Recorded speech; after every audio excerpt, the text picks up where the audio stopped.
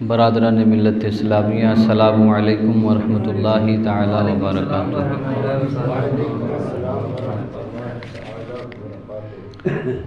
نحمدہ ونصلی ونسلم علی رسولہ الکریم، اما بعد فاعوذ باللہ من الشیطان الرجیم، بسم اللہ الرحمن الرحیم۔ سبحان الذي أسرى بعبده ليلا من المسجد الحرام إلى المسجد الأقصى الذي باركنا حوله لنريه من آياتنا إنه هو السميع البصير۔ آمنت بالله صدق الله العظيم وبلغنا رسوله النبي الأمين الكريم الرؤوف الرحيم، ونحن على ذلك لمن الشاهدين والشاكرين والحمد لله رب العالمين۔ یا خدا بہر جناب مصطفیٰ امداد کن، یا رسول اللہ از بہر خدا امداد کن، یا شہید کربلا یا دافع کرب و بلا، گل رخا شہزادِ گلگون قبا امداد کن۔ غوث اعظم بمن بے سر و ساما، مدد قبلہ دی، مدد کعبہ ایما، مدد بگرداب بلا افتاد کشتی، مدد کن یا معین الدین چشتی۔ دل کی عطا گہرائیوں کے ساتھ نبی پاک صاحب لولاک سیاح افلاک باعث تخلیق کائنات، اللہ کے محبوب دانہ غیوب منزہ عن العیوب حضور احمد مجتبی محمد مصطفیٰ صلی اللہ تعالی علیہ وعلی آلہ وبارک وسلم کے دربار عالیہ میں جھوم جھوم کر درود و سلام کا نذرانہ عقیدت پیش کریں۔ اللہم صلی علی سیدنا و مولانا محمد معدن الجود والکرم وآلہ وبارک وسلم صلاۃ و سلاما علیک یا رسول اللہ۔ نبی پاک صلی اللہ علیہ وسلم کو جب معراج ہوئی تو اللہ تبارک و تعالی نے قرآن میں آپ کے معراج کا ذکر فرمایا۔ قرآن مجید فرقان حمید میں حضور صلی اللہ علیہ وسلم کے معراج کا 3 جگہ ذکر فرمایا۔ پہلے سورہ بنی اسرائیل میں، اور دوسری بار سورہ بنی اسرائیل کی ایک دوسری آیت میں، اور پھر محبوب صلی اللہ علیہ وسلم کی معراج کا بیان اللہ نے پوری ایک سورت یعنی سورۃ النجم میں فرمایا۔ اللہ تبارک و تعالی ارشاد فرماتا ہے، سبحان الذی اسری بعبدہ لیلا من المسجد الحرام الی المسجد الاقصی۔ پاک ہے وہ ذات جو اپنے بندہ خاص کو لے گئی راتوں رات مسجد حرام سے مسجد اقصی تک۔ الذی بارکنا حولہ، اور یہ مسجد اقصی وہ ہے جس کے ارد گرد ہم نے برکتیں رکھی ہیں۔ لنوریہ من آیاتنا، ہم لے کیوں گئے؟ تاکہ ہم اپنی نشانیوں کا اپنے محبوب کو نظارہ کرائیں۔ انہ هو السمیع البصیر، بے شک وہ سنتا اور دیکھتا ہے۔ اللہ تبارک و تعالی نے اس آیت کریمہ میں اور اس کے علاوہ 2 جگہ اور اپنے محبوب کے سفر کا ذکر فرمایا۔ اصول یہ ہے کہ جب کوئی بڑا شخص سفر کرتا ہے تو اس سے چھوٹے لوگ اس کے سفر کو بیان کرتے ہیں۔ پیر سفر کرے تو مریدین بیان کرتے ہیں، استاد سفر کرے تو شاگرد بیان کرتے ہیں، حاکم سفر کرے تو وزراء بیان کرتے ہیں۔ یہ اصول ہے، جب کوئی بڑا شخص سفر کرتا ہے تو اس کے ماتحت جو چھوٹے لوگ ہوتے ہیں وہ اس کے سفر کو بیان کرتے ہیں۔ مرید اپنے پیر کے سفر کو بیان کرتا ہے کہ میرے پیر فلاں جگہ گئے، پھر وہاں سے وہاں گئے، وہاں سے وہاں گئے، وہاں سے وہاں گئے۔ استاد سفر کرتا ہے تو شاگرد بیان کرتے ہیں کہ میرے استاد محترم فلاں جگہ ہو کے آئے ہیں، یا فلاں جگہ سے وہاں گئے، یا انہوں نے بدیش کا سفر کیا، وہ آؤٹ آف کنٹری گئے، یہ نیچے کے لوگ بیان کرتے ہیں۔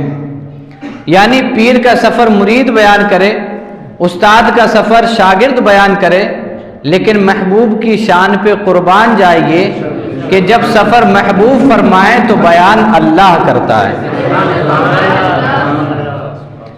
اللہ تبارک و تعالی چاہتا تو کسی سے آپ کے سفر کی روداد بیان کروا دیتا۔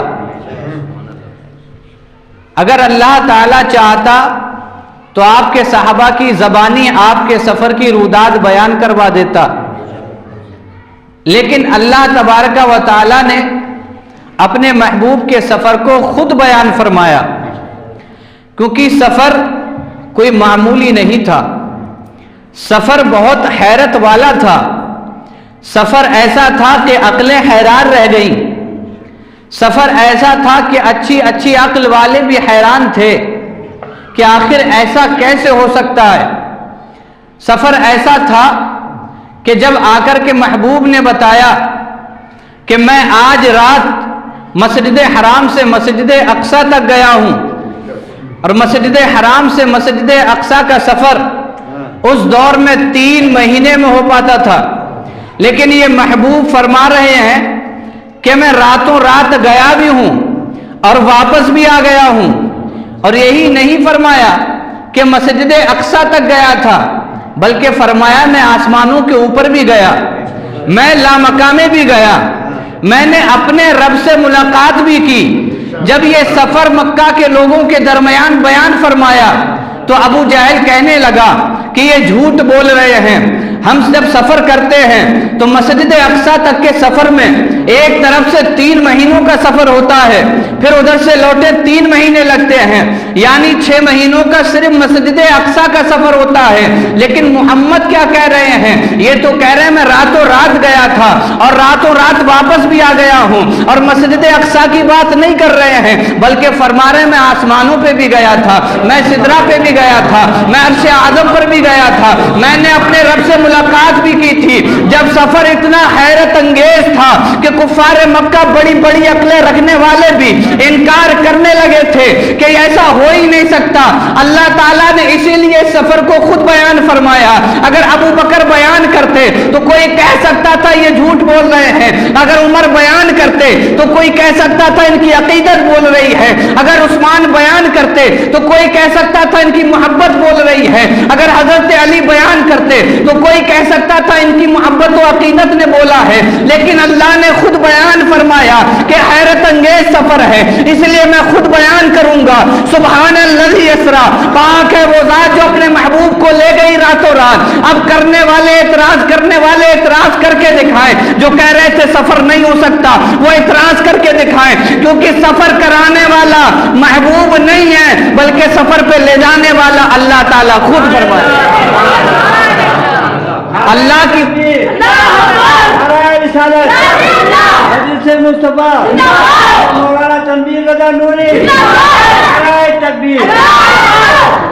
سفر حیرت انگیز تھا۔ مسجد حرام سے مسجد اقصی کا سفر 1250 کلومیٹر کا یہ سفر ہے، کوئی راتوں رات جا کر کے کیسے واپس آ سکتا ہے؟ اور مسجد اقصی کی ہی بات نہیں، وہ تو کہہ رہے تھے میں آسمانوں پہ بھی گیا، میں عرش و کرسی سے بھی اوپر گیا، میں وہاں بھی گیا جہاں مکان بھی نہیں ہوتا ہے، وہاں گیا جہاں وہاں کہاں کب کیا یہ بھی نہیں ہوتے ہیں۔ جب حیرت انگیز سفر تھا تو اللہ نے اسی لیے خود فرمایا سبحان الذی، پاک ہے وہ ذات۔ اللہ نے اس آیت پہ اس سفر معراج پہ ہونے والے تمام اعتراضات ختم فرما دیے، جتنے بھی عقل کے گھوڑے دوڑانے والے دوڑائیں، لیکن اللہ نے صرف سبحان الذی فرما کے ان تمام کے اعتراضوں کو مٹیا میل فرما دیا۔ فرمایا سبحان الذی، پاک ہے وہ ذات، کمزوری سے پاک ہے، مجبوری سے پاک ہے، عجز سے پاک ہے۔ یہ مت سمجھنا کہ وہ مجبور ہے نہیں لے جا سکتا، وہ عاجز ہے نہیں لے جا سکتا۔ ان اللہ علی کل شیء قدیر، بے شک اللہ ہر چیز پر قادر ہے۔ اب جو اعتراض کرنے والے نے اعتراض کیا تھا کہ ایسا ہو ہی نہیں سکتا ہے، یا آج کے دور میں 1400 سال بعد کسی نے اعتراض کیا کہ آدمی اوپر جا ہی نہیں سکتا، کوئی بھاری چیز اوپر جا ہی نہیں سکتی، کسی بھاری چیز کو جب آپ اوپر پھینکیں گے تو وہ لوٹ کے پھر واپس زمین کی طرف آ جائے گی، یعنی ثقل اوپر نہیں جاتا، پھر چلا بھی جائے تو زمہریر ہے، جہاں جہنم ہے تو وہ آگ سے کیسے گزرے گا، وہاں سے تو کوئی گزر بھی نہیں سکتا ہے۔ جب یہ نظریہ پیدا ہوا سائنس کا کہ اوپر کی جانب کوئی نہیں جا سکتا، اللہ تعالیٰ نے اپنے محبوب کو وہ معجزہ عطا فرما دیا کہ قیامت تک کے لوگوں کا ناطقہ بند کر دیا کہ یہ مت سمجھنا کہ ایسا ہو ہی نہیں سکتا، بلکہ جب لے جانے والا رب ہو اور جانے والا محمد الرسول اللہ ہو تو یہ سفر ممکن ہو سکتا ہے۔ یہی وجہ تھی اللہ نے فرمایا سبحان الذی اسریٰ، پاک ہے وہ ذات جو اپنے محبوب کو لے گئی۔ اللہ نے اس آیت کریمہ کے اندر ابتدا فرمائی سبحان الذی، سبحانہ سے، اور سبحانہ یہ اس وقت بولا جاتا ہے جب کوئی بات عقل کو حیران کر دے، جب آپ کو کوئی بات اچھی لگے، عقل کو بھا جائے، تب آپ کہتے ہیں سبحان اللہ، سبحان اللہ۔ تو اللہ نے اس آیت کریمہ کو سبحان سے شروع فرمایا۔ شروع اس لیے کیا کہ آنے والی بات جو ہے وہ معمولی نہیں ہے۔ لفظ سبحان یہ بتا رہا ہے کہ جو آگے بات بیان ہوگی وہ ایسی ہے کہ اس پر لوگ اعتراض کرنے لگیں گے۔ کوئی کہے گا ایسا ممکن ہی نہیں، کوئی کہے گا آسمانوں سے اوپر کوئی چلا جائے، ایسا ہو ہی نہیں سکتا۔ تو اللہ نے ان تمام اعتراضات کا جواب صرف لفظ سبحان میں دے دیا، کہا سبحان الذی اسریٰ، پاک ہے وہ ذات جو اپنے محبوب کو لے گئی راتوں رات۔ اللہ تبارک و تعالی نے اس آیت کریمہ میں ذکر اپنے محبوب کا کیا، لیکن بیان اپنی تعریف کے ذریعے فرمایا۔ قرآن مجید کے اندر اللہ نے جب اپنے محبوب کے خلفاء کا ذکر فرمایا تو اس آیت کریمہ کو شروع کیا اپنے محبوب کے ذکر سے، فرمایا محمد الرسول اللہ والذین معہ اشداء علی الکفار والرحماء بینہم، کہا محمد اللہ کے رسول ہیں اور ان کے ساتھ جو لوگ ہیں یہ کفار پر سخت ہیں اور آپس میں نرم دل ہیں۔ جب اللہ کے محبوب کے صحابہ کا ذکر فرمایا تو عنوان لگایا محمد الرسول اللہ، اور جب محبوب کا ذکر فرمایا تو محبوب کے ذکر سے پہلے اپنا ذکر کیا سبحان الذی اسریٰ۔ اے اللہ، یہ انداز کلام میں حکمت کیا ہے؟ اس انداز کلام میں حکمت کیا ہے کہ تو نے اپنے محبوب کا ذکر کیا، لیکن ذکر سے پہلے اپنا ذکر فرمایا؟ تو گویا کہ اللہ تبارک و تعالی اس آیت کریمہ کو شروع کر کے سبحان الذی سے یہ بتانا چاہتا ہے میرے محبوب کا ذکر کرنے سے پہلے اپنی زبانوں کو پاک کر لو۔ جب تم میرا ذکر کرو گے، میرا نام لو گے، تمہاری زبانیں پاک ہو جائیں گی، پھر میرے محبوب کا نام لینا۔ اللہ تعالیٰ نے ہمیں اشارہ دیا، آپ ایک مثال کے ذریعے اور سمجھیں۔ جب حاجی حج کرنے جاتا ہے تو ڈائریکٹ مدینہ نہیں جاتا، بلکہ حج کرنے کے لیے کعبہ شریف میں جاتا ہے۔ اللہ تعالیٰ گویا کہ فرماتا ہو میرے بندے محبوب کے دربار میں پہلے نہیں جانا ہے، پہلے تجھے میرے دربار میں آنا ہے، یہاں رو رو کر گڑ گڑا کر اپنے گناہوں کی معافی مانگنا ہے۔ جب میں تجھے پاک و صاف کر دوں گا پھر تو میرے محبوب کے دربار میں جانا۔ جب تیری زبان اس لائق ہو جائے کہ میرے محبوب کے ذکر سے تیری زبان رتب ہو سکے، میرے محبوب کے روزے کا دیدار کرنے کے لائق ہو جائے، تب تو میرے محبوب کے روزے پہ جانا۔ آپ پہلے خانہ کعبہ آ جا، تو میرے گھر کا دیدار کر لے، بعد میں میرے محبوب کا دیدار کرنا۔ اللہ تبارک و تعالیٰ چاہتا ہے کہ میرے محبوب کا ذکر ہو تو اس سے پہلے میرا ذکر ہو جائے، تاکہ میرے بندوں کی زبانیں میرے ذکر سے دھل جائیں، پھر میرے محبوب کا ذکر ہو۔ ایک دوسرا اللہ نے اشارہ فرمایا اس آیت کریمہ میں، اللہ نے محبوب کی معراج کا ذکر کیا، لیکن ذکر پہلے اپنا فرمایا، ذکر پہلے اپنا فرمایا۔ حضرت ابو بکر صدیق اکبر رضی اللہ تعالی عنہ کو حضور نے ایک انگوٹھی دی اور کہا اس پہ لا الہ الا اللہ لکھوا کے لاؤ۔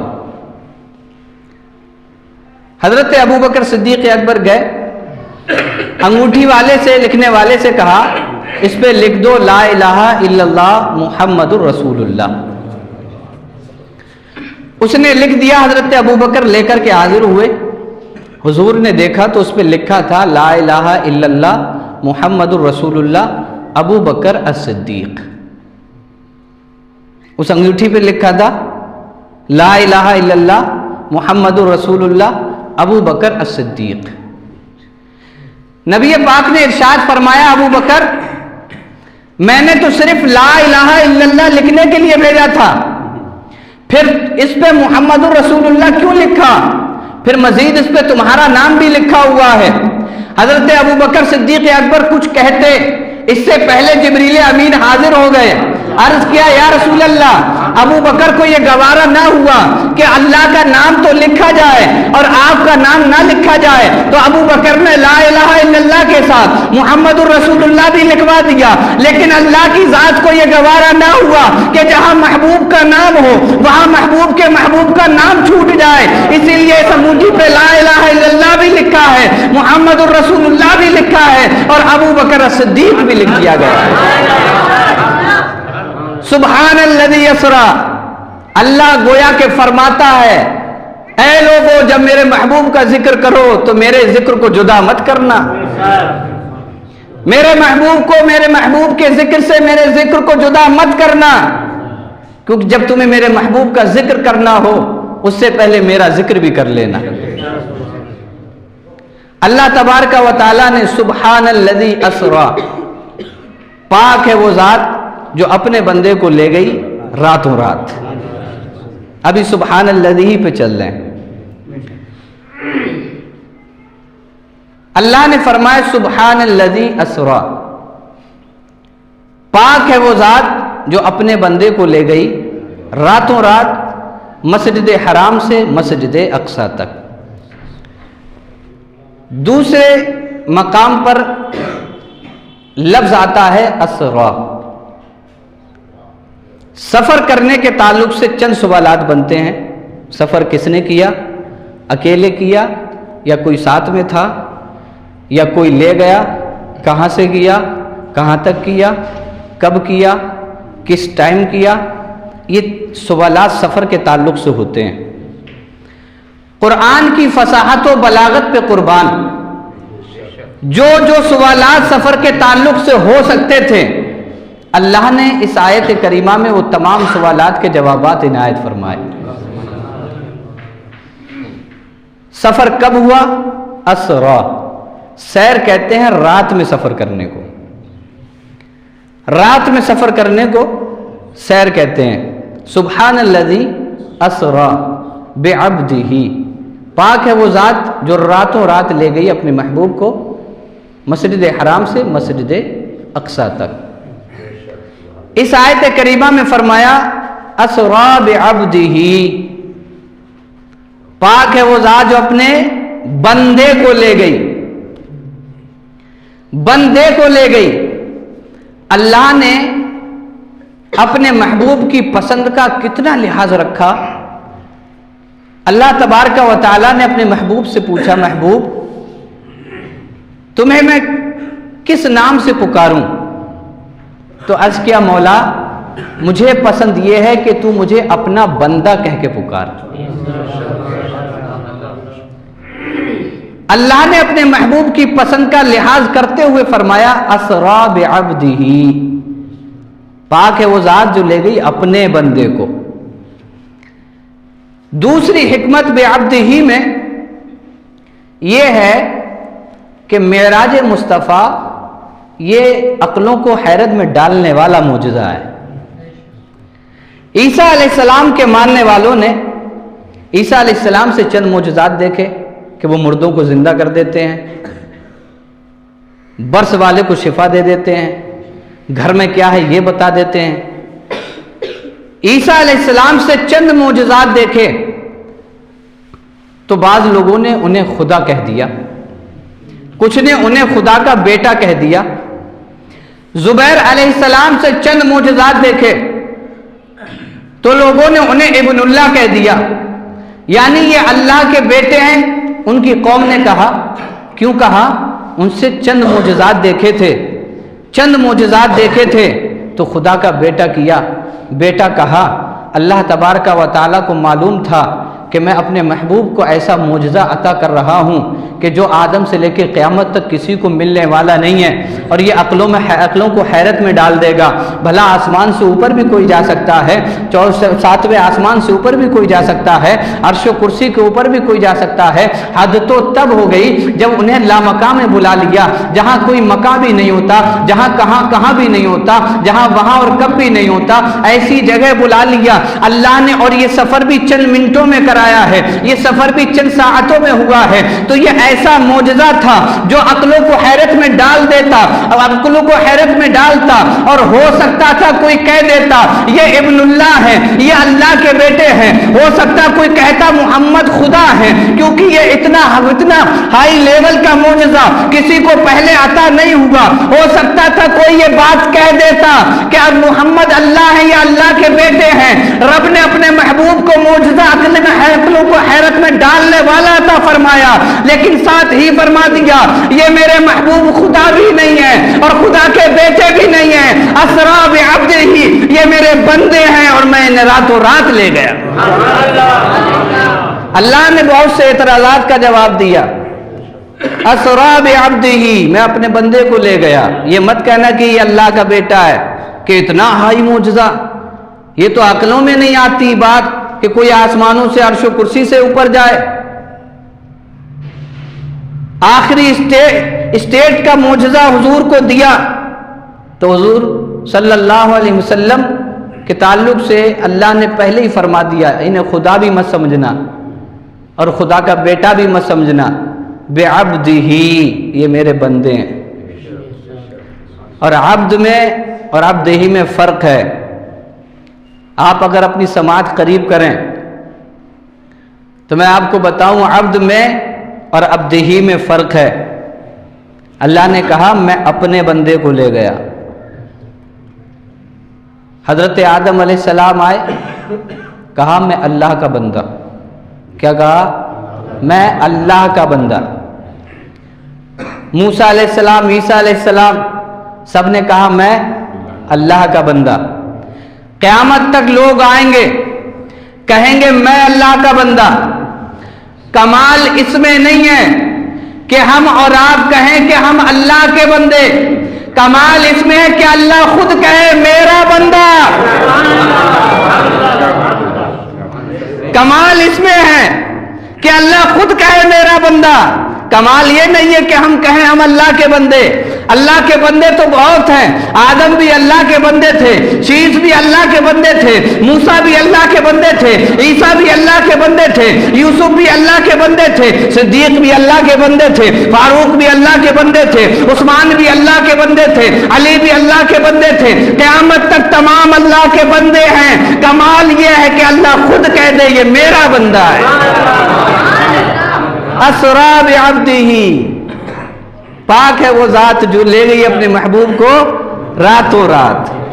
اسرا بعبدہ، تو کمال کس میں ہے کہ اللہ خود فرما دے کہ یہ میرا بندہ ہے۔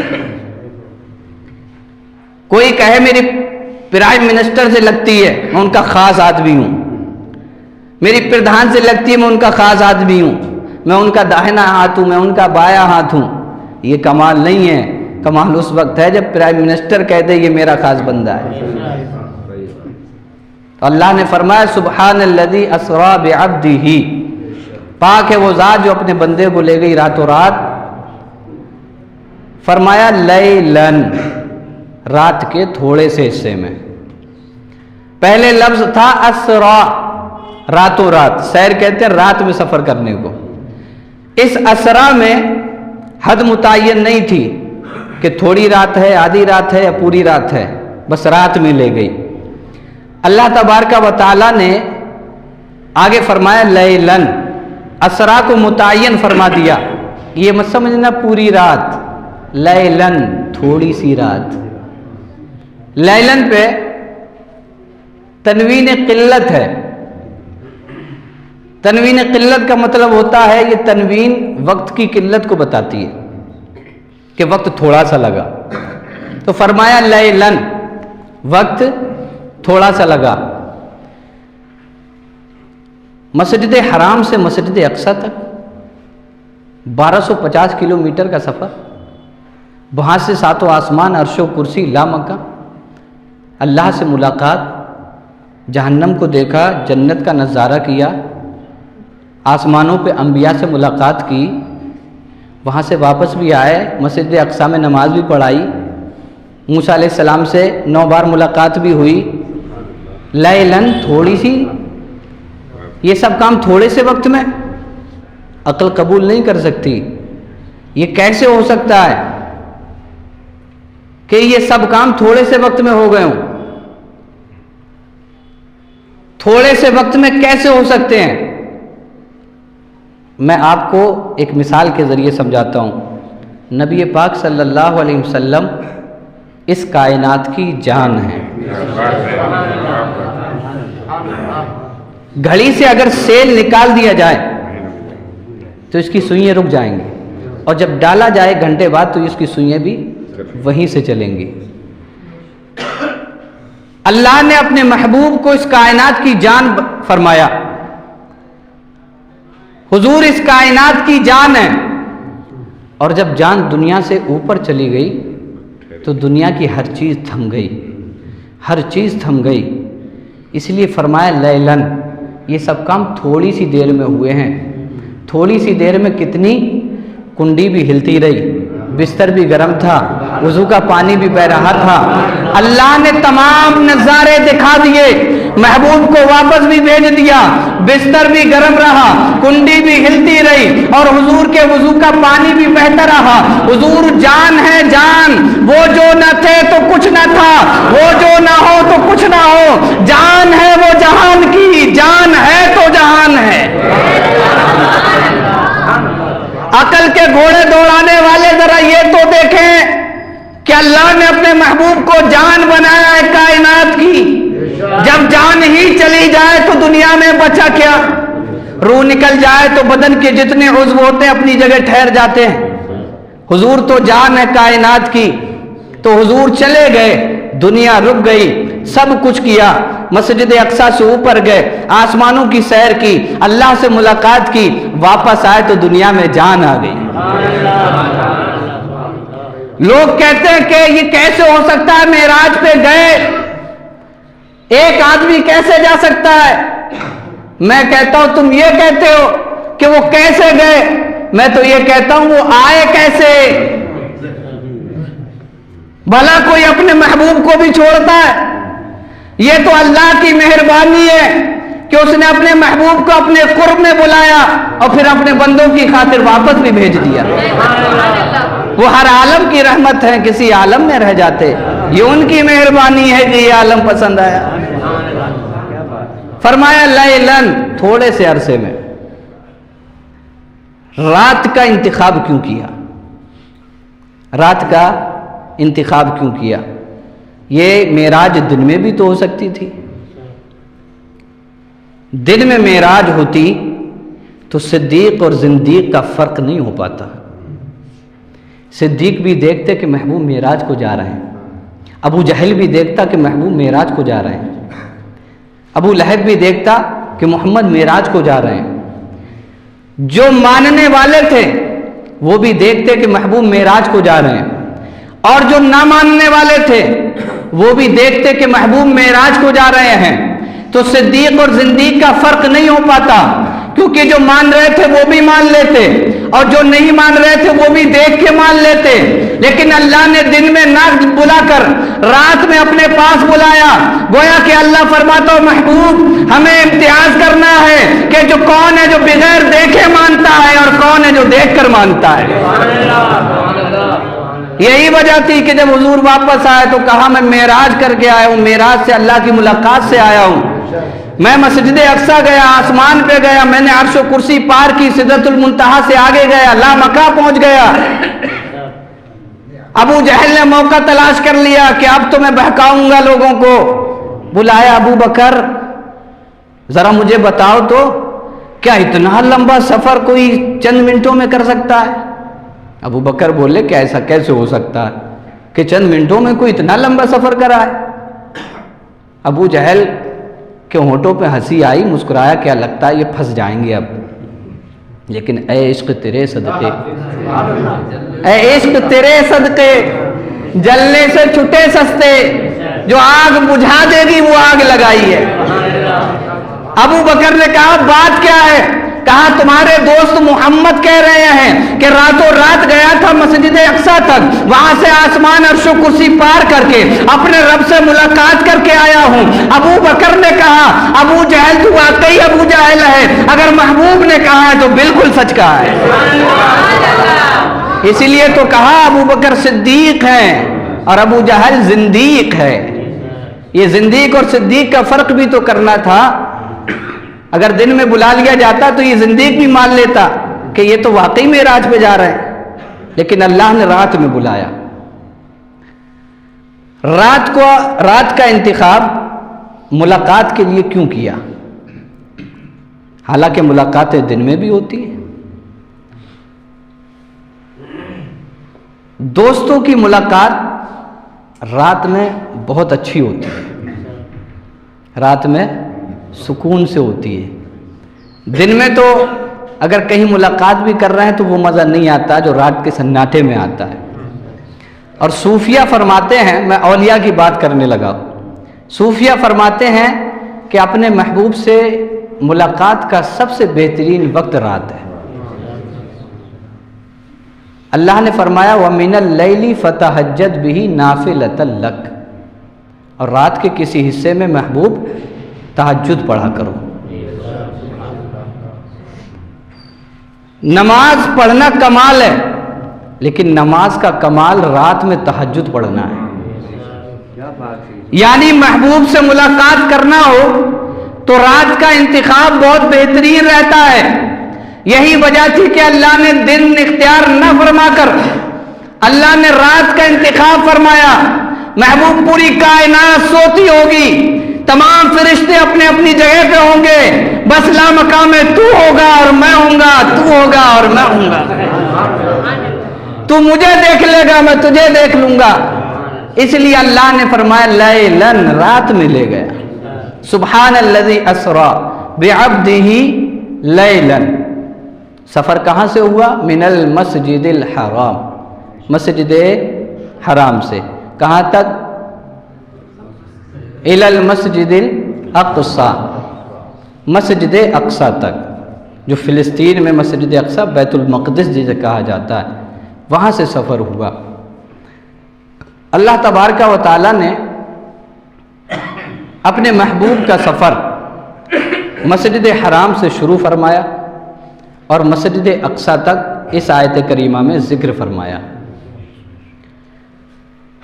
اللہ کے محبوب کا سفر مسجد اقصیٰ تک قرآن کی نص سے ثابت ہے۔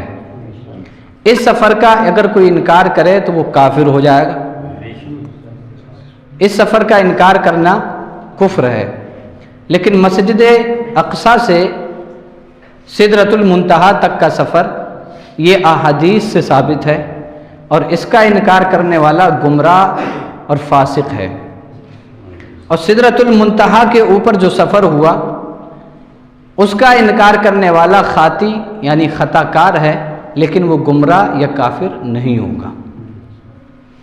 اللہ تبارک و تعالیٰ نے محبوب کو مسجد حرام سے مسجد اقصیٰ تک سفر کرایا اور فرمایا یہ مسجد اقصیٰ کیا ہے؟ الذی بارکنا حولہ، یہ وہ ہے جس کے ارد گرد ہم نے برکتیں رکھی۔ یہاں سے بہت اہم مسئلہ حل ہو جائے گا۔ مسجد اقصیٰ مسجد ہے، اللہ نے فرمایا بارکنا حولہ، ہم نے اس کے ارد گرد برکتیں رکھی۔ برکتیں تو مسجد میں ہوتی ہیں، برکتیں تو مسجد میں ہوتی ہیں، پھر اللہ نے کیوں فرمایا ہم نے اس کے ارد گرد برکتیں رکھی؟ مسجد میں برکت تو تھی ہی، اللہ تبارک و تعالیٰ نے ارد گرد کی برکتوں کا اظہار فرمایا کہ ہم نے مسجد اقصیٰ کے ارد گرد برکتیں رکھی ہیں۔ مفسرین فرماتے ہیں ان برکتیں رکھنے کا مطلب یہ ہے کہ مسجد اقصیٰ کے ارد گرد بہت سے انبیاء اکرام کے مزارات ہیں، تو ان مزارات کی وجہ سے اللہ نے فرمایا ہم نے مسجد اقصیٰ کے ارد گرد بہت سی برکتیں رکھی ہیں۔ معلوم ہوا جہاں اللہ کے نبی کا مزار ہو یا جہاں اللہ کے ولی دوست کا مزار ہو، وہاں اللہ اپنی رحمتیں اور برکتیں نازل فرماتا ہے۔ اللہ تبارک و تعالیٰ نے فرمایا لِنُرِيَهُ مِنْ آیَاتِنَا، لے کیوں گئے؟ اس لیے تاکہ ہم اپنی نشانیاں دکھائیں، نشانیاں دکھائیں۔ اللہ تبارک و تعالیٰ نے اس آیت کے اس ٹکڑے کے اندر لِنُرِيَهُ مِنْ آیَاتِنَا اشارتاً مسجد اقصیٰ سے لامکہ تک کا سفر ذکر فرمایا تاکہ ہم اپنی نشانیاں دکھائیں۔ حالانکہ مسجد حرام سے مسجد اقصیٰ تک بھی نشانیاں دکھائی گئیں، لیکن مسجد اقصیٰ سے اوپر کی نشانیاں ان نشانیوں سے تھوڑی بڑی تھی، اس لیے فرمایا لِنُرِيَهُ مِنْ آیَاتِنَا، تاکہ ہم دکھائیں اپنی نشانیاں۔ تو اللہ نے اپنے محبوب کو اپنی نشانیاں دکھائیں، سب کچھ دکھا دیا، سب کچھ دکھا دیا۔ جب اللہ نے انہیں سب کچھ دکھا دیا، وہ دیکھ کے آئے، اور دکھایا کیوں تھا؟ دکھایا اس لیے تھا آدم علیہ السلام آئے تو سنا تھا کہ اللہ ہے، آدم علیہ السلام آئے سنا تھا اللہ ہے، جنت ہے، دوزخ ہے، اللہ کی بڑی بڑی نشانیاں ہیں۔ اللہ نے اپنے محبوب کو اپنے پاس بلا کے اپنا دیدار کیوں کرایا؟ آدم سے عیسیٰ تک جو بھی نبی آتے تھے کہتے تھے اللہ ہے، کوئی کہتا تھا دیکھا ہے، کہا دیکھا نہیں ہے سنا ہے، دیکھا نہیں ہے سنا ہے۔ اللہ تبارک و تعالیٰ نے جتنے انبیاء بھیجے تمام ایک ہی آواز میں یہی کہتے تھے کہ ہمیں اللہ ہے۔ لوگ پوچھتے اللہ کو دیکھا ہے؟ کہا نہیں دیکھا نہیں ہے، اور گواہی دیکھنے پہ مکمل ہوتی ہے، سننے پہ مکمل نہیں ہوتی۔ حضرت آدم سے لے کے عیسیٰ تک انبیاء کو بھیجا اللہ ہے، سب کہتے رہے اللہ ہے، سب کہتے رہے اللہ ہے، دیکھا ہے نہیں دیکھا ہے، تو ابھی گواہی مکمل نہیں ہوئی ہے، گواہی مکمل بھی ہونا تھی۔ تو اللہ نے اپنے محبوب کو بلا لیا اور دکھا دیا، اپنے محبوب کو اپنا دیدار کرا دیا۔ جب آنے کے بعد پوچھا دیکھا ہے؟ کہا ہاں دیکھ کر کے آیا ہوں۔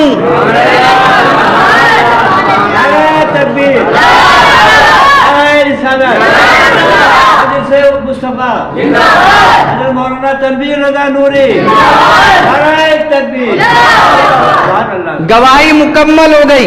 اب یہاں سے ایک نقطہ لے لیجئے، قادیانی یا رشید احمد گنگوہی وہابی دیوبندی حضور کی خاتمیت کے قائل نہیں۔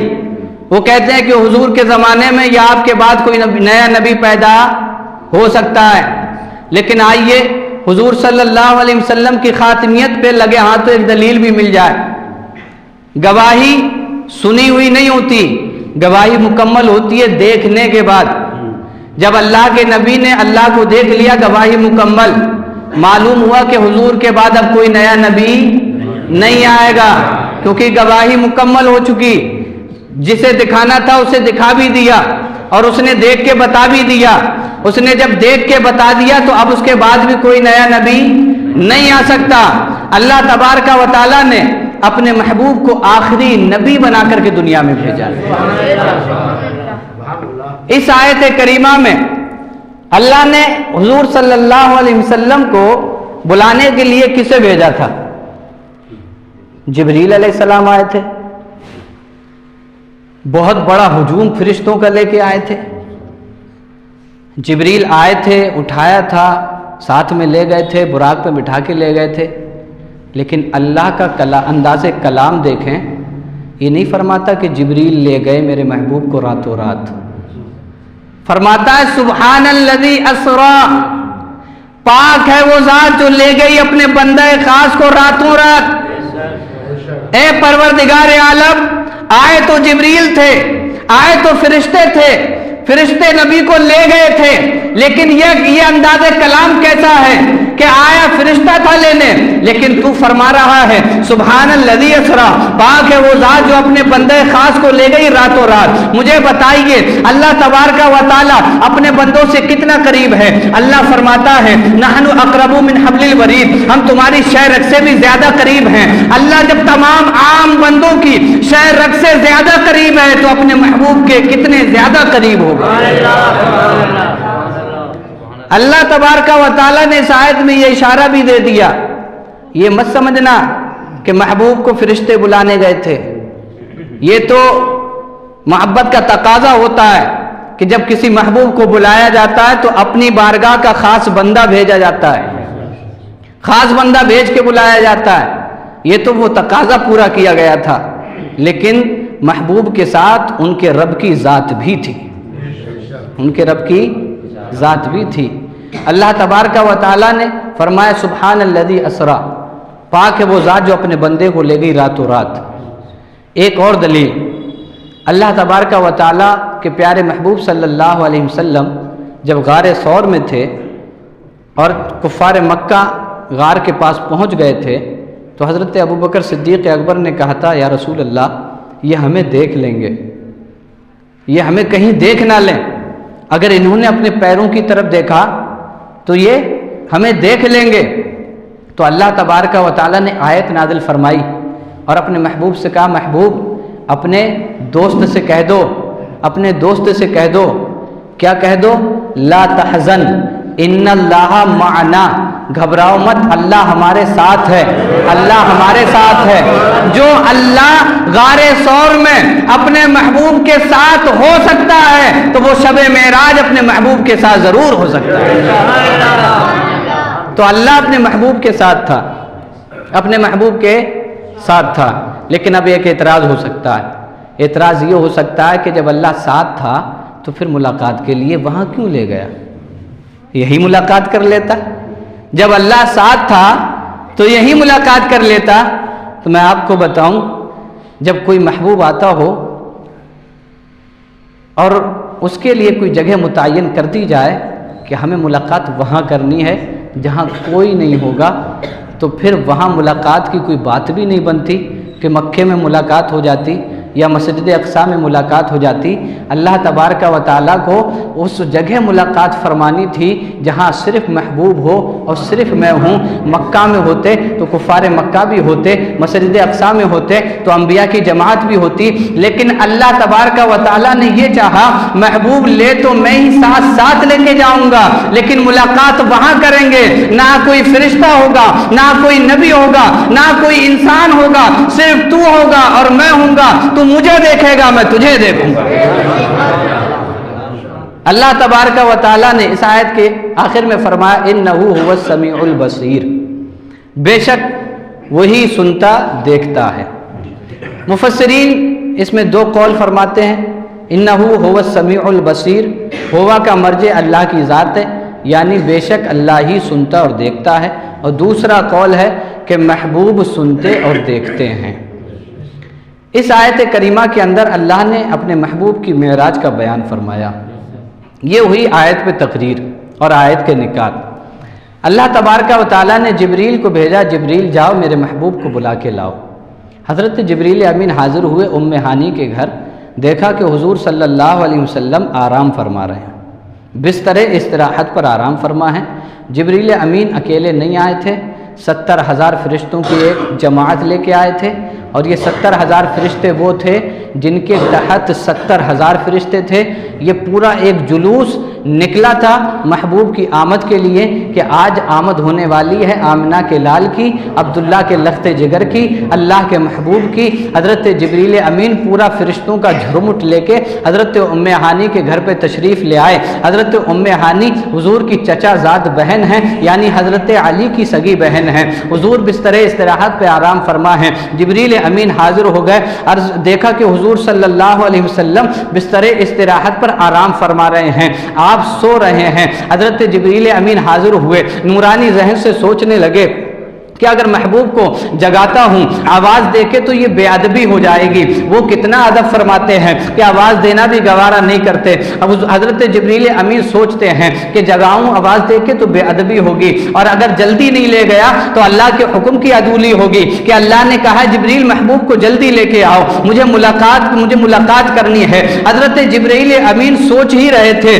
کہ محبوب کو جلدی بھی لے جانا ہے اور آواز دے کے جگا بھی نہیں سکتا کہ کہیں بے ادبی نہ ہو جائے۔ اللہ کی جانب سے آواز آ گئی، جبریل تمہارے ہونٹ کافور کے ہیں، محبوب کے تلوے نور کے ہیں، کافور میں ٹھنڈک ہوتی ہے، اپنے ہونٹ محبوب کے تلووں سے لگا دو، محبوب بیدار ہو جائیں گے۔ حضرت جبریل امین نے ہونٹ رکھ دیے اور ٹھنڈک محسوس ہوئی، حضور بیدار ہو گئے۔ اب یہاں پہ میں آپ سے کہنا چاہتا ہوں جبریل امین نور ہے، جبریل امین فرشتوں کے سردار ہیں، لیکن جہاں جبریل کا سر ہوتا ہے وہاں ہمارے نبی کا قدم ہوا کرتا ہے۔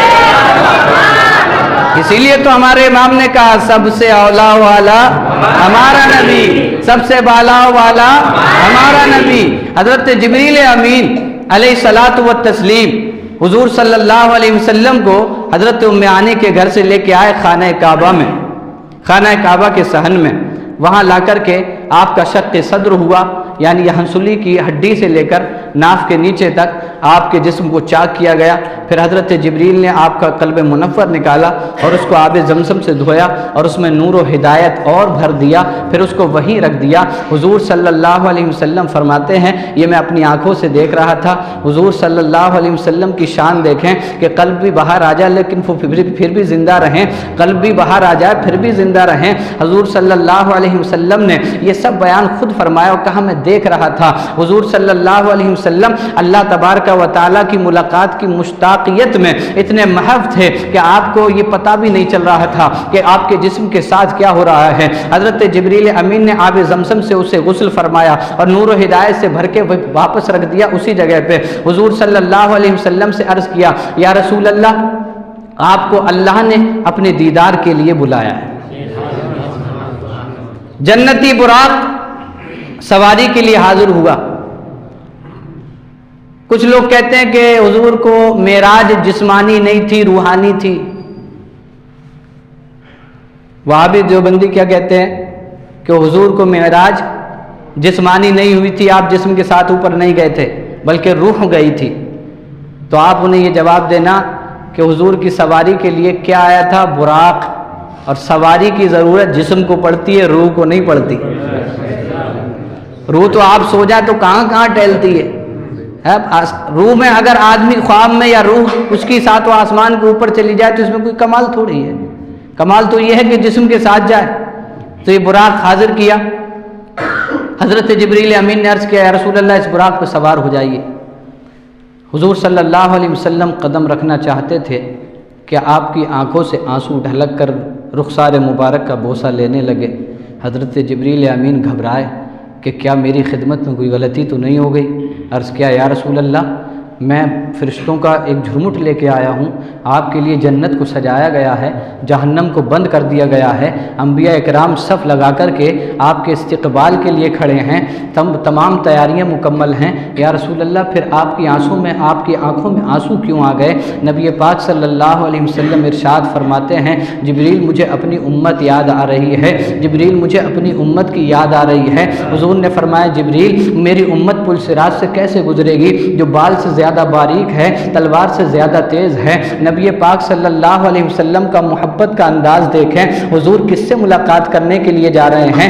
اپنے رب سے ملاقات کرنے کے لیے جا رہے ہیں، لیکن امت یاد آ رہی ہے، آنسو بہ رہے ہیں۔ جو نہ بھولا ہم غریبوں کو رضا، یاد اس کی اپنی عادت کیجئے، بیٹھتے اٹھتے مدد کے واسطے یا رسول اللہ کی کثرت کیجئے۔ جبریل امین نورانی ذہن سے سوچنے لگے کہ حضور صلی اللہ علیہ وسلم اتنے خوشگوار ماحول میں ہیں اور رب کی ملاقات کے لیے جا رہے ہیں، لیکن اس وقت عالم یہ ہے کہ اپنی امت یاد آ رہی ہے، حضور کو اپنی امت کی یاد آ رہی ہے۔ حضور حضرت جبریل امین سوچ ہی رہے تھے کہ اللہ کی طرف سے ہاتف غیبی سے آواز آ گئی، محبوب سے کہہ دو جبریل، محبوب سے کہہ دو کہ تمہاری امت پل صراط سے ایسے گزر جائے گی جیسے بجلی چمکتی ہے اور چمک کر ختم ہو جائے گا۔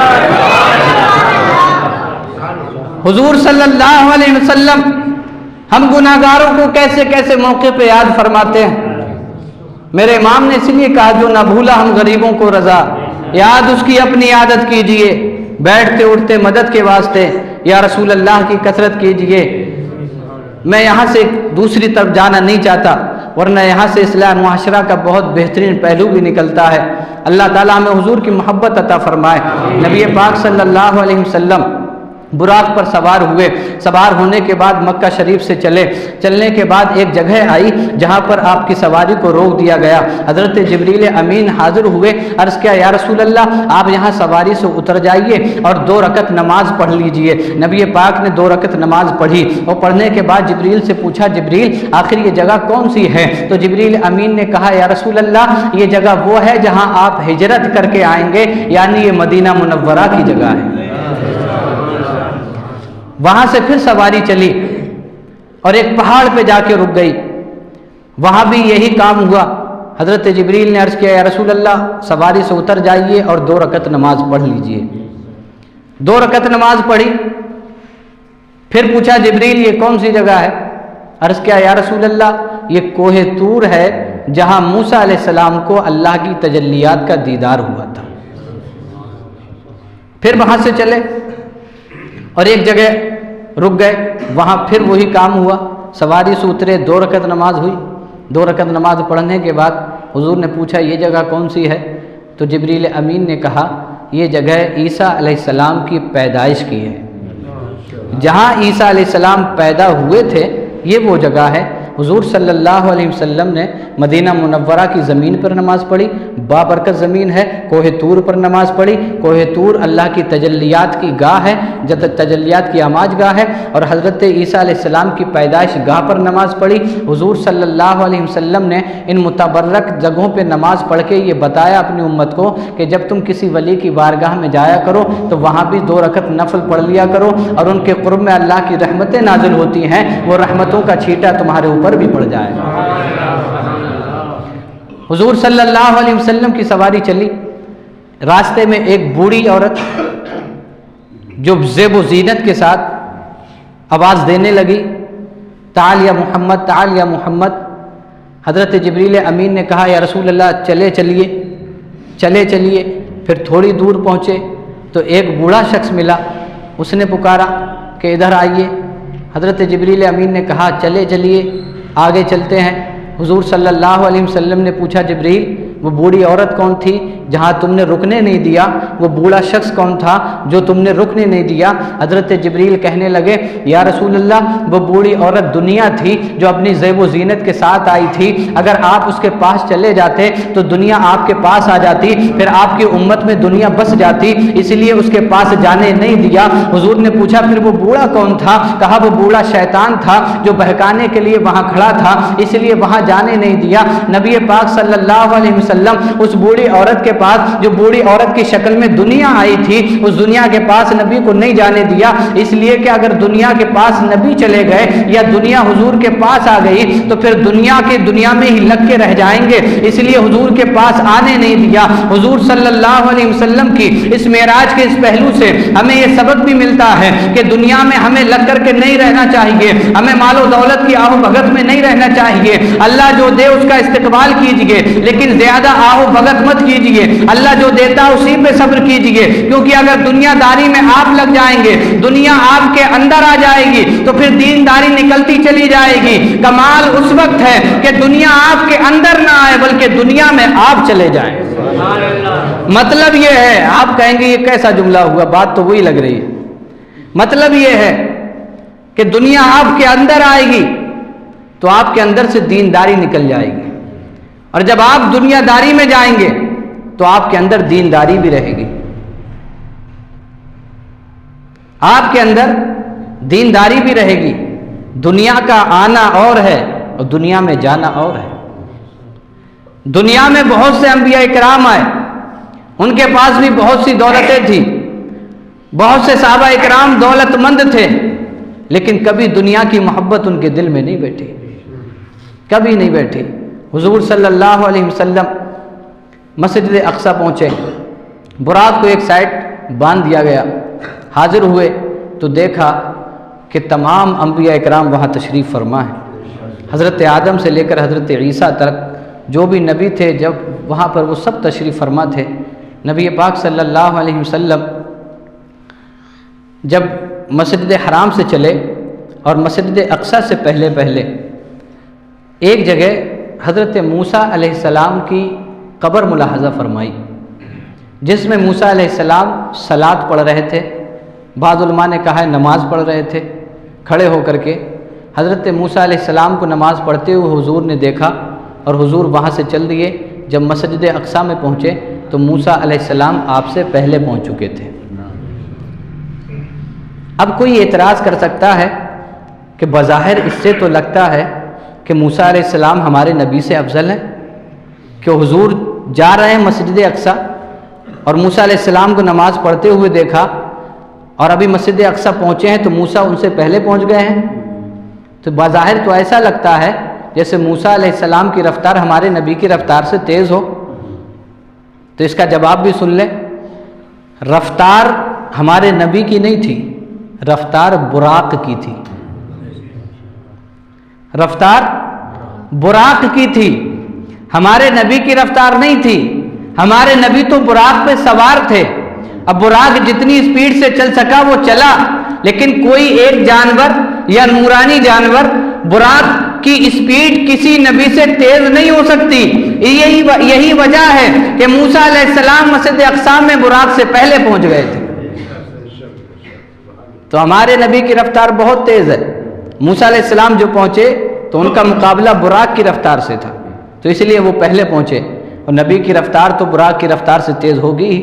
جب حضور پہنچے تو تمام انبیاء استقبال کے لیے کھڑے ہوئے، سب نے اپنے اپنے خطبے دیے، نماز پڑھوائی گئی۔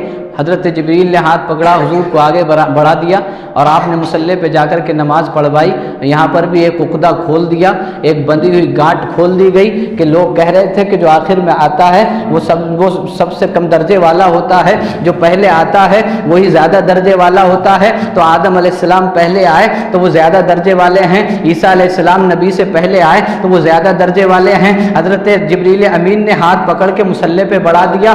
اللہ نے مسجد اقصیٰ میں انبیاء کو پیچھے کھڑے کر کے اور اپنے نبی کو آگے بڑھا کے یہ راز بھی افشا فرما دیا کہ یہ مت سمجھنا کہ آدم افضل ہیں یا وہ افضل ہیں، جو پہلے آئے ہیں وہ پہلے آئے ہیں، لیکن یہاں حساب الٹا کر دیا گیا ہے، جو بعد میں آئے گا وہ سب سے افضل ہوگا۔ یہی وجہ تھی، مسجد اقصیٰ تھی، انبیاء کی سب پیچھے لگی تھی اور نماز پڑھانے والا خاتم الانبیاء محمد الرسول اللہ کی ذات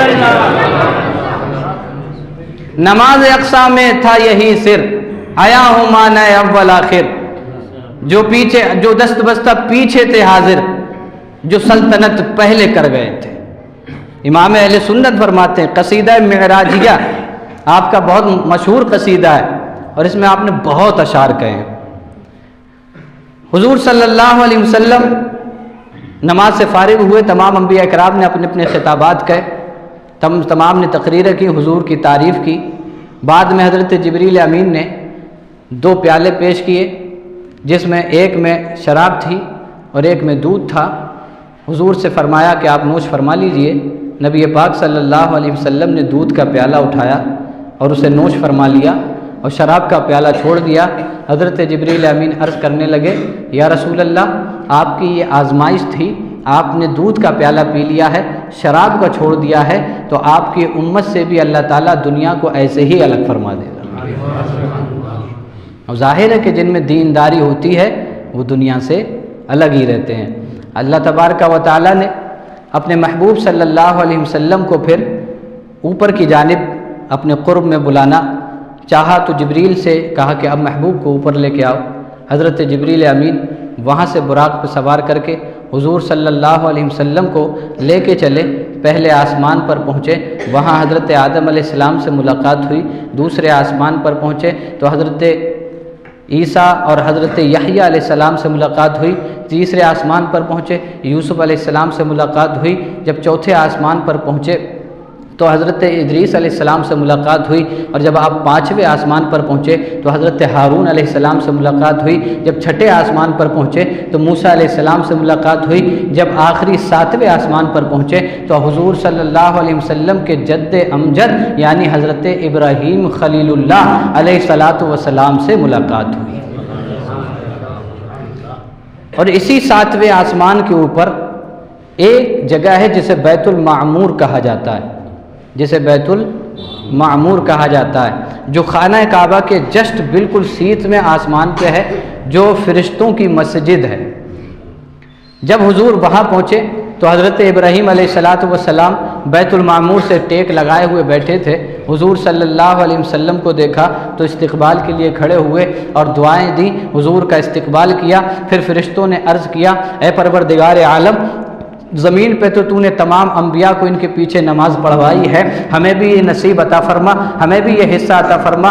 نبی پاک صلی اللہ علیہ وسلم نے تمام فرشتوں کو بیت المعمور میں داخل ہو کر کے تمام فرشتوں کو بھی نماز پڑھائی۔ حضور صلی اللہ علیہ وسلم عرش و کرسی سے اوپر چلے، تمام فرشتے استقبال کے لیے کھڑے ہیں کہ آج شب اسرا کا دولہا تشریف لا رہا ہے۔ حضور چلے، سدرۃ المنتہا پہ پہنچے، جبریل امین نے ہاتھ جوڑ لیے، یا رسول اللہ یہاں سے اب آپ آگے جائیں، میں نہیں جا سکتا، گیا تو میرے پر جل جائیں گے۔ علماء نے کہا ہے کہ اگر حضرت جبریل حضور کے ساتھ چلے جاتے تو پر نہیں جلتے، کیونکہ حضور کے ساتھ ہوتے، پر نہیں جلتے۔ لیکن حضرت جبریل کی انتہا وہی تک تھی، اللہ کا حکم یہ تھا، جبریل یہاں سے آگے تمہیں نہیں آنا ہے، اگرچہ میرا محبوب بلائے، کیونکہ ہمیں اکیلے میں ملاقات کرنی ہے۔ یہاں پر ایک نقطہ اور، حضرت جبریل امین سدرا پہ رکے کیوں؟ جو کہتے نا حضور ہماری طرح ہے، حضور ہماری طرح ہے، جبریل علیہ السلام سے پوچھو تم بتاؤ کہ حضور کس کی طرح ہے، تو جبرائیل علیہ السلام کہیں گے تم یہ کہتے ہو کہ حضور ہماری طرح ہے، سدرا پہ میں ایسے ہی تھوڑی رک گیا تھا، میں رکا اس لیے تھا کہ میں حضور کو اپنی طرح نہیں سمجھتا اور اپنے آپ کو حضور کی طرح نہیں سمجھتا۔ کیچ کرنا، جبریل معاملہ بتاؤ، کھل کے مسئلہ بتاؤ۔ کہا اپنے آپ کو اگر حضور کی طرح سمجھتا تو حضور کے ساتھ میں بھی چلا جاتا، اور حضور کو اپنی طرح سمجھتا تو حضور کو روک لیتا، سدرا سے آگے مت جائیے، جیسے میرے پر جل جاتے ہیں ایسے آپ بھی جل جائیں گے۔ گویا جبریل رک کے بتا رہے ہیں میں نورانی فرشتہ ہوں اور فرشتوں کا سردار بھی ہوں، میں حضور کی طرح نہیں ہو سکتا، تو یہ چلنے پھرنے والا چوپایا حضور کی طرح کیسے ہو سکتا ہے؟ حضرت جبرائیل امین سدرا پہ ایسے ہی تھوڑی رک گئے تھے، انہیں بھی معلوم ہوگا کہ پر تو جل جاتے ہیں، لیکن آج اگر حضور کے ساتھ گیا تو تھوڑی جلیں گے۔ لیکن ان کے رکنے میں ایک لاجک تھی، انہیں جواب دینا تھا ان لوگوں کو جو کہتے ہیں کہ حضور ہماری طرح ہے، حضور ہماری طرح ہے۔ جب ایک نورانی فرشتہ حضور کی طرح نہیں ہو سکتا تو اس کے پیٹ میں جو گندگیاں بھری پڑی ہیں، گندگیوں کا پورا پلندہ جو بنا پڑا، یہ حضور کی طرح کیسے ہو سکتا ہے؟ ہمارے نبی صلی اللہ علیہ وسلم کا تو ایک ایک عضو نور ہے۔ برات کو اور جبریل امین سدرا پہ رک گئے۔ اب یہاں سے ایک سواری آئی جس کا نام ہے رف رف۔ رف رف یہ ایک نورانی تخت تھا جس پہ حضور صلی اللہ علیہ وسلم کو بیٹھا کر لے جایا گیا۔ نبی پاک صلی اللہ علیہ وسلم سدرا سے چلے، سب کا ساتھ چھوٹ چکا ہے، انبیاء آسمانوں پہ رہ گئے، جبریل امین سدرا پہ چھوٹ گئے، اب یہاں سے حضور اکیلے چلے۔ نبی پاک صلی اللہ علیہ وسلم یہاں سے اکیلے کیوں چلے؟ گاؤں میں رہنے والا شخص، بلا تشبیہ و تمثیل، گاؤں میں رہنے والا شخص اگرچہ باہر کئی سال رہ آئے لیکن اپنے گاؤں کے راستے نہیں بھولتا، اپنے گاؤں کے راستے نہیں بھولتا۔ کتنے بھی سال باہر کاٹ آئے لیکن اپنے گاؤں کے راستے نہیں بھولتا۔ گویا کہ نبی نے فرمایا جبرائیل یہاں تک کا راستہ بھی مجھے ہی پتا تھا، لیکن تمہاری محبت کا تقاضا تھا کہ مجھے بلانے گئے تو ساتھ میں لے کے آئے ہو، لیکن جبرائیل جب تمہاری انتہا یہیں تک ہے تو فکر مت کرنا، میں جہاں سے آیا ہوں وہیں جا رہا ہوں، وہ جگہ میرے لیے ایسی نہیں ہے کہ میں وہاں بھٹک جاؤں، وہ راستے میرے دیکھے ہوئے ہیں۔ اسی لیے حضور تنے تنہا چل دیے، تنے تنہا چل دیے حضور صلی اللہ علیہ وسلم جب اللہ تبارک و تعالیٰ کی بارگاہ میں پہنچے۔ اب اس کو قرآن بیان کرتا ہے کہ اس میں قربت کتنی تھی۔ قرآن نے فرمایا ثم دنا فتدلی فکان قاب قوسین او ادنا۔ اب اس کو سمجھیں، تھکے تو نہیں ہیں؟ اینڈ ہے حضور کی بارگاہ، حضور صلی اللہ علیہ وسلم جب اللہ کی بارگاہ میں پہنچے، جہاں نہیں تھا، کہاں نہیں تھا، وہاں نہیں تھا، کب کہاں کیسے کیا یہ کچھ بھی وہاں نہیں تھا، بتانے کے لیے وہاں کہہ دیا یہ بھی وہاں نہیں تھا، یہ دوسرا والا بھی وہاں نہیں تھا، جتنے وہاں کہیں گے وہاں کوئی نہیں تھا، بس الفاظ کا گھراؤ ہے، سمجھانے کے لیے سمجھانا پڑے گا۔ ہاں، تو جب حضور قریب ہوئے تو قرآن میں اللہ نے فرمایا دنا، وہ قریب ہوئے، فتدلی تو وہ قریب ہوا، پہلے حضور قریب ہوئے، فتدلی پھر اللہ کی ذات قریب ہوئی، کتنے قریب ہوئی؟ فکانا قاب قوسین، اتنے قریب ہوئے کہ ان کے درمیان ایک تیر کا فاصلہ رہ گیا، ایک تیر کا فاصلہ رہ گیا۔ جیسے عام طور سے بلا تشبیہ آپ لوگ ملتے ہیں تو ایسے ملتے ہیں، تو جب ہاتھ ٹچ ہو جائے تو یہ کمان بن گئی، ابھی سینے نہیں ملے ہیں، صرف ہاتھ ٹچ ہو گئے تو یہ کمان بن گئی، تو اس کمان بھر کا فاصلہ تھا، اس کمان بھر کا فاصلہ تھا، لیکن قرآن نے اس سے بھی پردہ اٹھایا، کہا فکان قاب قوسین، ان کے درمیان کمان کا فاصلہ تھا، یہ مت سمجھنا کمان کا ہی فاصلہ تھا، فکان قاب قوسین او ادنا، او ادنا پھر وہ اس سے بھی زیادہ قریب ہو گئے، پھر وہ اس سے بھی زیادہ قریب ہو گئے۔ یہ قرآن کا کلام ہے، اللہ نے قرآن میں اپنے محبوب کی معراج کو بیان فرمایا، محبوب صلی اللہ علیہ وسلم اور اللہ کے درمیان کیا گفتگو ہوئی یہ ہم نہیں بتا سکتے، کیونکہ قرآن میں اللہ نے بھی اس کو چھپایا ہے، کہا اوحا الی عبدہ ما اوحا، اپنے بندے کو جو بتانا تھا وہ بتا دیا۔ اللہ تبارک و تعالیٰ نے اس بات کو راز میں رکھا، موسیٰ علیہ السلام کا جو کلام کوہ طور پر ہوا وہ قرآن میں صاف صاف بتایا گیا کہ موسیٰ سے کیا کلام ہوا تھا، لیکن اپنے محبوب سے جو کلام فرمایا وہ کسی کو نہیں بتایا، اسے پردہ راز میں رکھا۔ محبوب جو تیرا کلام ہے وہ میرا کلام ہے، ہم نے چھپا لیا ہے، یہ کلام کسی کو پتہ نہیں لگے گا۔ اللہ تبارک و تعالیٰ نے تحفے میں اپنے محبوب کو 50 نمازیں عنایت فرما دی، 50 نمازیں عنایت فرمائی۔ نبی پاک صلی اللہ علیہ وسلم سے اللہ نے فرمایا محبوب تم کیا لائے ہو؟ تو کہا التحیات للہ، تمام بدنی عبادتیں، تمام مالی عبادتیں تیرے لیے۔ اللہ تبارک و تعالیٰ نے پوچھا محبوب کوئی خواہش ہے؟ کہا ہاں مولا خواہش تو ہے۔ کہا کیا؟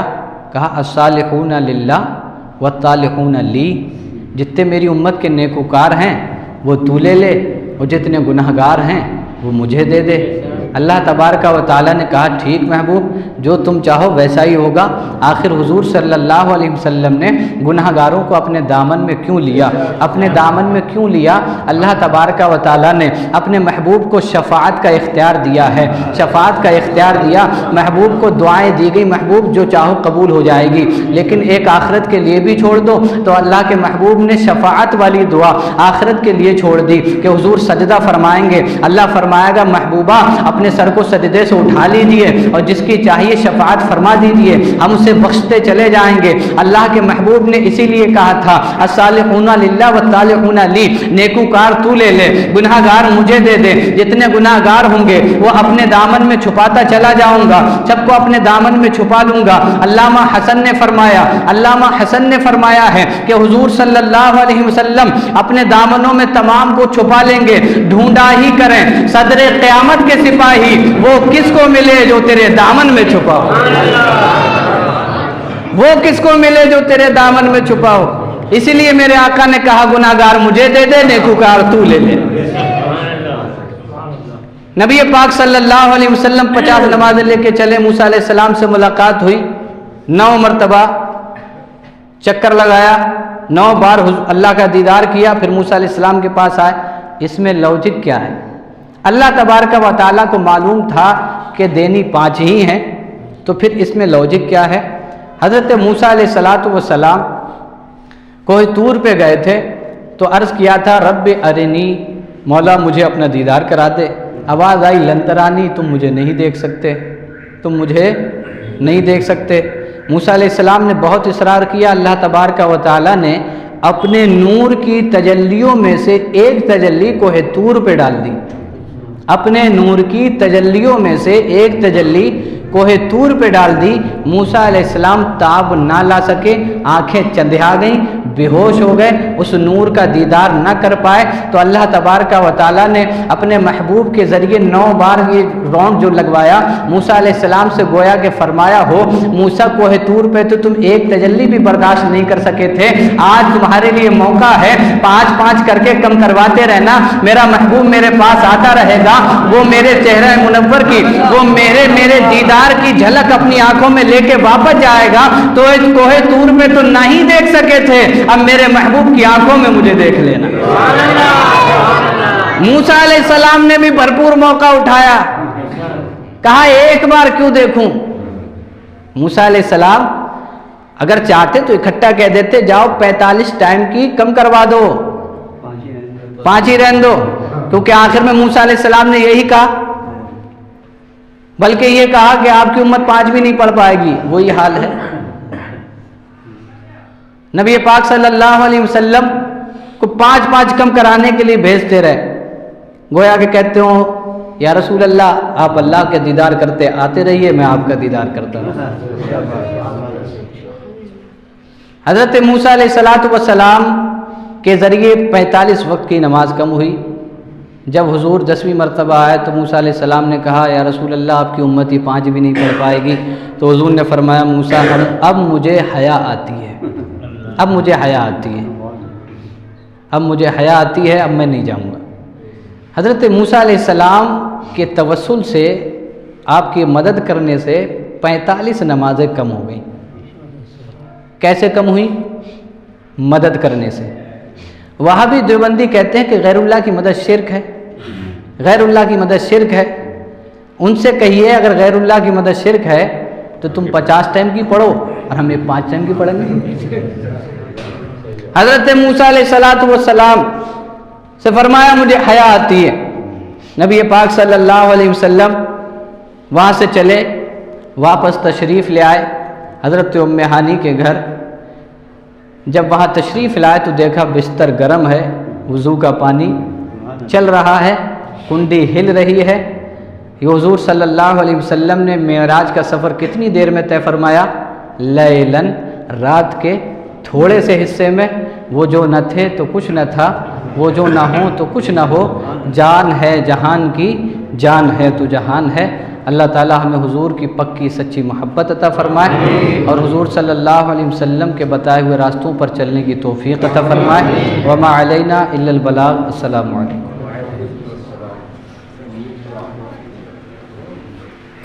مصطفیٰ جان رحمت پیلا، شکریہ۔